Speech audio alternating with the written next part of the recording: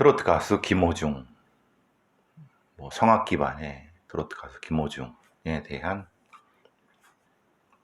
두 가지 다른 지금 내용이 나오고 있습니다. 국가수에서는 20시간 뒤에, 사고 후 20시간 뒤에 채취한 소변에서 음주 대사체, 신체가 알코올을 소화하는 과정에서 발생하는 부산물이 검출돼서 20시간 전에는 술을 먹었을 것이다, 이렇게 판단하는 걸로 이제 소견을 냈다고 합니다. 이게 무슨 말이냐? 알코올은 알데히드, 케톤 이런 식으로 몸 안에서 변합니다. 그러니까 대사가 진행이 되는 거죠. 그러니까 OH기가 있는 알코올이 알데하이드, CHO, 그 다음에 케톤, CO, 이렇게 H가 떨어져 나가는 식으로 대사가 이루어집니다. 그러니까 알코올이라는 것이, 그럼 일정 시간 이후에는 어떤 것이 뭐가 나오게 되면 몸의 소표변에서, 여러분 이제 요소, 요산 이런 거 많이 들어보셨죠? 새도 오줌, 이 포유류도 역시 이게 대사가 되는 것이 다 다릅니다. 이게 김호중한테 누군가 이런 조언을 해줬다고 하면은, 만약에 그랬다고 하면은,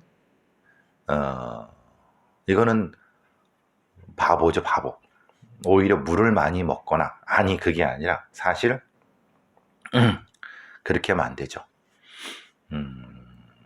그러니까, 예를 들면 이런 겁니다. 미국의 엔터테인먼트 회사의, 불법적인 엔터테인먼트 회사의 불법적인 이런 그 어드바이저 같은 놈들은 약이라든가 음주를 지우기 위해서 혈액, 그러니까 이 혈액 자체를 바꿔치기 하거나, 그러려고 하면 당연히 그 큰 바늘로 빠르게 일종의 페레시스를 해야 됩니다. 그러니까 과거에 우리나라의 모 연예인이 그 연애 관련된 애가 마약을 했을 가능성이 얘기됐을 때, 그때 나왔던 얘기가 일본의 어떤 이런 기술들, 페리시스 기술들, 혈액 치환술 기술들이 이용됐을 것이다 라고 하는 여러 뒷얘기가 나왔습니다. 그럴 수도 있고 그렇지 않을 수도 있고, 당시는 논란이 여러 가지 있다가 염색을 했느니 이렇게 됐고 그랬죠. 근데 이제 그 뒤에 이제 실제로 혈액 치환술이 가능하냐? 실제로 이론상으로는 가능합니다. 이론상으로는 혈액 치환술이 실제로는 충분히, 아니면 혈액 자체를 거의 한 반 이상 교환을 하는 거기 때문에, 대신 그 정도의 혈액을 교환하려고 하면은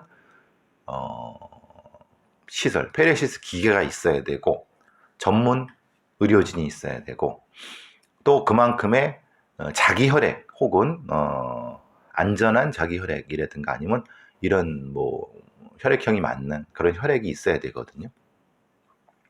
그리고 당연히 거기에는 이 바늘 자국이 남을 수밖에 없습니다. 왜냐하면 그거는 적어도 30분 이상, 그 이상 한 1시간 정도를 계속 그 대바늘을 꽂고 있어야 되니까. 그러면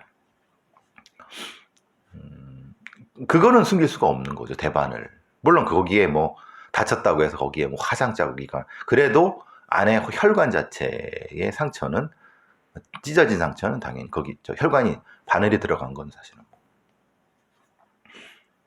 근데 그게 아니라 그 상태로 했고, 그럼 그 상태에서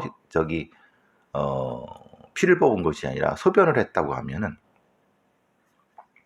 충분히 뭐 대사체를 일부지만은 교환할 수가 있고, 아니 어느 정도까지는 뭐 했지만 그래도 아주 정밀하게 게 되면은 나올 수가 있을 겁니다. 아마 그 술을 먹었으면, 왜냐면 그것이 당연히 소화가 돼서 몸에 퍼지고, 몸에 퍼진 일부가 대사체가 나오는 거니까. 그러면은 이렇게 얘기를 하시겠죠. 아, 그러면은 많은 사람들이 그 일정 시간 이후에 혈액 체열하는 부분이, 이런 것들도 충분히 가능합니다. 가능합니다. 뭐 그러니까 실제로는 사실 이 정도까지는 가지 않죠. 사실은 뭐 그냥 체열이라든가 아니면은 뭐 이런 걸로 해서 하고, 이거는 이제 말하자면은 김호중도 필사의 이런 어떤 일종의 회피하려고 하는 거고, 경찰도 국가수사 명예가 걸려 있는 문제이기 때문에 진짜 독을 품고 달려든 거고, 물론 나중에 문제가 될 수 있습니다. 왜냐하면 이게 실제로 20시간 전에 이렇게 변할 수 있는 게 꼭 혈중 알코올만 그런가? 다른 어떤 그 물질이 이렇게 케톤류로 바뀌지 않았을까라고 하는 또 이론적인, 그러니까 김호중 쪽도 진짜 작정하고 달려들면은 그거를 또 다른 가능성도 분명히 얘기를 할 수 있습니다. 이건 진짜 그러면 과학 수사 싸움이 되겠죠. 명확히 20시간 후에 채취한 소변이 있고, 그 소변을 가지고 그 속에서 대사체를 찾았으니까 그때쯤에 술을 먹은 건 맞지만, 꼭 그것이 알코올만이 그럴 수 있느냐, 아니면 이건 또 다른 문제가 될 수 있거든요. 물론 이 정도까지 하면 사실은 인정하겠지만은 그 부분에 있어서는 조금 더 명확한 기전을 국가수에서 밝히면은 비교적 입증하는 데는 어렵지 않지 않을까라는 생각을 해봅니다. 왜냐면 사람에 따라서 이 반응하거나 뭐 이런 것들이 달라질 수 있고, 특히 지금 문제가 김호중이 이제 구리 쪽에 있는 모텔인가 호텔인데 가서 거기에 또 MBN 보니까 거기서 또 뭐 맥주 4캔을 샀느니 같이 그 매니저랑 산, 이런 게 또 CCTV, 편의점 CCTV에 찍혔어요. 설마 거기 가서 또 먹었겠습니까? 라고 생각하지만은 모르죠. 그건 모르는 겁니다. 왜냐하면 사람이 이제 바뀌지 않지 않습니까? 사람은 그렇게 바뀌지 않거든요. 근데 그게 4캔 정도니까 매니저들 먹으려고 갔겠느냐? 아니, 생각해보면은 거기에 누굴 자수시키려고 하면은 술을 먹어야 되는 매니저가 있어야 될 거 아닙니까? 그럼 그 매니저한테 술을 먹이고 보냈다. 이러면은 그 4캔을 산 이유가 생기는 거죠. 어쨌든 뭐 그게 다 찍혔어요. 지금은 CCTV가 온갖 곳에 있기 때문에 이걸 사실은 속인다는 건 쉽지가 않습니다. 어쨌든 그 부분이고, 제가 YTN에 출연해서 공황장애 얘기를 하는데, 뭔가 그 매니저가 잘못 알고 있는 것 같다. 왜냐하면 공황장애는 얼어버리는 거예요. 중추신경이 얼어버려서 꼼짝 못하는 거죠. 긴장하는 거, 긴장하는 거죠. 막 얼어버리는 겁니다. 그러니까 뭐 움직이지도 못하거나 아니면 어떻게 꽉 조여 있거나 막 이런 형태입니다. 그런데 김호중은 CCTV 찍힌 것처럼 막 돌아다니고 전화도 하고 말을 할 수 있다. 공황장애도. 그런데 공황장애가 진짜 뭔지를 모르고 이제 그 수사 대표가 떠드는 건데, 거기서 제가 이제 주목했던 건 그거죠. 사고 현장에서 200m 간 다음에 저기 그 우회전을 해서 차를 세워두고 내려갔고 걸으면서 전화를 하는데, 오른손 한 손은 주머니에 끼고 깔짝깔짝하고 왼손으로 전화를 하는데, 대표적인 이게 손을 깔짝깔짝하거나, 왜냐하면 알코올은 말초신경부터 이제 사실 혈액으로 퍼지는 거 아닙니까? 마시면 퍼지는 거죠. 그러니까 여러분도 뭐 술 마시는 분들 많이 알겠지만 막 떠들게 되고 막 그 손이 막 자유롭고 막 그렇지 않습니까? 막 이렇게 하고 그 이유가 있는 거예요. 그러니까 실제로는 공황보다는 음주 결과가 맞는 거죠. 왜냐하면 굉장히 몸이 이렇게 막 자유롭게 되니까.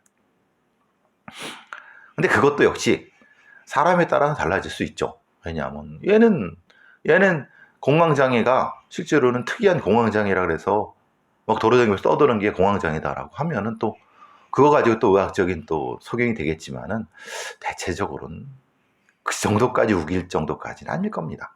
지금 나오는 얘기가 거의 뭐 그냥 우기는 수준으로 김호중이 우기는 수준으로 가버리니까 문제의 핵심은 그거죠.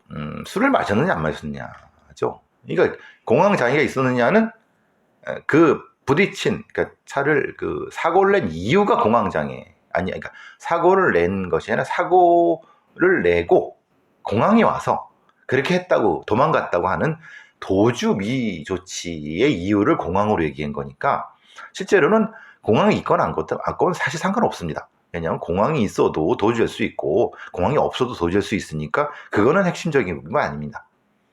문제는 술이죠, 술. 술을 먹었냐 안 먹었냐. 근데 지금 술을 먹었다고 하는 부분은 이제 그걸 본 사람도 있는 것 같고 물론 근데 본 사람한테는 뭐 여기서 이제 숨기려다가 또 하나의 문제가 뭐냐면 그 김호중이 간 유흥주점이 템프로다. 그러니까 고급 회원제 강남 술집이다. 거기는 실제로는 뭐 나오는 뭐 접객원이라고 하는 아가씨들도 뭐 최상위급이고 엄청 비싸겠고 거기서 근데 거기는 특이하게 뭘 해주냐 하면은 그 술을 뭐 거기 온 손님 모든 손님한테 다 대리기사를 붙여준다. 그러니까 그 얘기는 뭐냐면 그러니까 사실은 얘기하지 말아야 될 고급 술집의 정보도 얘기한 거죠. 사실 술을 마셨으면 대리운전을 하지만 술을 마시지 않았는데 어떻게 대리운전할 수 있냐?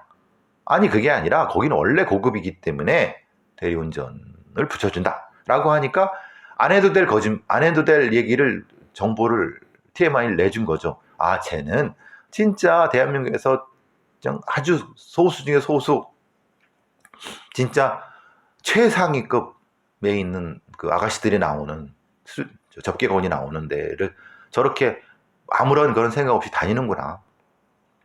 사실 그냥 그렇게까지는 밝힐 필요가 없었는데 왜 대리운전을 해야 되는 변명을 하다 보니까 대리기사가 나오는 형태가 되는 거죠. 거기도 하나. 그러니까 일파만파 막 터지는 거예요. 그러니까 공항 문제, 술 문제, 대사 문제, 그리고 여기 지금 나오는 이런 등등 문제. 그럼 칩을 이제 왜 근데 이렇게 늦게까지 늦은 시간에 뒤늦게라도 압수수색을 했느냐? 명확한 겁니다. 왜냐? 경찰로서도 일단 열 받은 거고 속이려고 작정을 한 거고 그럼 당연히 어떤 칩이란 것이 있었기 시비를 그냥 강강해 버렸을 거라고 생각하지만은 사실은 범인들이 두려워서 그렇게 잘 못합니다. 그러면은 자기가 보는 앞에서 태워버리거나 잘라버리거나 뭔가 이렇게 한 흔적이 있을 겁니다. 이제 그걸 찾으려고 하는 거고 혹시 그 안에 뭐가 있는지 모르니까 혹시라도 이것을 그 집에 있는 컴퓨터로 보려고 했을 때 그 흔적이 컴퓨터 안에 남을 수 있습니다. 그러니까 그럴 수 있기 때문에 바로 나중에라도 압수수색이 들어가서 컴퓨터를 봤을 것이고 그리고 근데 그 집을 이렇게 수색한다 한들 칩이 요만한데 그게 나오겠습니까? 사실은 칩을 찾으려는 것보다 칩의 흔적을 찾으려는 게 맞겠죠. 그런 과정에서 사실 혹시 운이 좋으면은 그때 입었던 옷, 그때 신었던 신발 그런 거에 나타나는 뭐 토사물이라든가 이런 것들이 있으면 또 혈액이 가능할 수가 있고 이런 것들을 찾으려고 압박하려고 하는 거죠. 사실은. 글쎄요. 여러분이나 저나 김호중의 이제 한 며칠 뒤의 모습은 눈에 선하죠. 기자회견, 경찰 출동, 인정, 뭐 숙고, 뭐 공연 취소. 근데 오늘도 공연을 한다고 하고 어제도 했고 오늘도 한다고 하니까 이게 1인 기업 혹은 어떤 연예인의 이런 연예인의 개인 생활을 통제하지 못하는 이 일종의 주먹구구식 소기업식 그 연예 회사가 만들어낸 비극입니다. 비극. 그러니까 물론 김어중이 예전에도 사실은 그렇게 바른 생활은 아니었다라고 하지만 그건 모르지만은 어쨌든 결과적으로 이렇게 큰 사회적 물의를 일으키는 거 아닙니까? 거기다가 팬들은 이 극성 팬들이 이렇게 연예인을 싸고드는. 그래서 이제 이게 또 빠문화 아니냐. 우리가 이제 소위 말하는 김어준 바도 있고 뭐 누구 바 문바도 있고 뭐 아니면 뭐 어떤 바도 있고 그런데 그에 달하는 극성 어떤 지지층 어떤 어모층 이런 사람들이 사회 공동체의 건전한 상식에 의한 어떤 것보다는 특정한 인물이나 특정한 것에 대해서 집중적으로 결국은 이것도 그런 거 아니냐. 너무 나간 얘기일 수 있겠지만은 우리 사회가 상당히 좀 경종을 좀 울리고 좀 아파해야 되는 부분이 아닐까라고 생각을 합니다. 사실은 건전한 상식보다는 특정인에 대한 어떤 부분 때문에 지금 나오는 게 또 하나가 박상우 국토교통부 장관 이 새끼는 이건 해임시켜야 됩니다. 청년 사기 피해자, 전세 사기 피해자한테 전세를 이제 소위 말하는 전세 계약을 덜렁덜렁해서 당했다라고 하는. 근데 실제로 공인중개사나 아니면 브로커가 작정하고 달려들면 사실은 서류만 가지고 사실 되게 어려워요. 등기부 등본부터 시작해서 저당권 문서라든가 이런 것들이 물론 아주 전문가 수준으로 꼼꼼히 접근했다면 당하지 않을 수도 있겠죠. 그렇지만은 실제로 실집주인과 가짜집주인을 속여온 공인중개사라든가 아니면 이런 전문가놈들이 작정하고 달려들면 사실은 회피하기 쉽지가 않습니다. 근데 그거를 박상우 이 새끼는 잘 몰라서 그러겠죠. 저 같은 사람도 사실은 겁이 나는 수준인데 청년들이 덜렁덜렁해서 전세 사기를 당한 거죠. 진짜 이런 범죄의 피해자가 될 일이 거의 일도 없는 애들이 장관도 하고 막 정치인도 하니까 이런 새끼들이 박사우 같은 새끼들이 그러니까 이제 대한민국의 이 서민 정책이라는 게 그런 사기꾼들이 넘쳐나는 겁니다. 박사우 같은 놈들은 이 장관 이런 새끼는 반드시 해임을 해야 됩니다. 이런 놈들은 어떻게 이제 이런 정무직 장관을 합니까? 참 안타깝고 갑갑한 마음입니다. 그것도 속 마음이 그렇다 하더라도 기자들 앞에서 덜렁덜렁 전세 사기라고 하는 피해자들 그게 말이나 되는 얘기입니까? 이런 놈들이 어떻게 장관을 하니? 하여튼 지금 정부의 장관 놈들의 수준, 연놈들의 수준이 거기서 그 밥에 그 나물이니까 할 말이 없지만은 사실 에휴. 마지막으로 요 판결이 많은 분들의 좀 공부를 사는 것 같아요. 홈플러스에서 개인정보 장사를 했습니다. 저도 홈플러스 예전에 살았던데 홈플러스의 회원 이렇게 이걸 했었는데 그 개인정보를 다른 데에 제공한 거죠. 결국은 이제 판결이 나왔는데 대법원이 극히 좀 이상해지고 있다. 개인정보 처리자가 개인정보보호법을 위반했다는 사실을 정보 주체가 증명해야 된다는 거. 즉 내가 개인인데 홈플러스가 보험사에 내 정보를 제공했다 해갖고 내가 피해를 받는데 그거를 내가 내 피해가 어떻게 됐다는 걸 입증해야 된다는 거예요. 이게 가능한 건가? 개인이 어떻게? 그러니까 대기업이 나의 정보를 가지고 다른 대기업한테 팔아넘기는 걸 지들끼리 한 거를 어떻게 입증한다는 거지? 홈플러스들은 보면은 아주 깨알 같은 약관에부터 시작해서 글쎄요. 말하자면 홈플러스는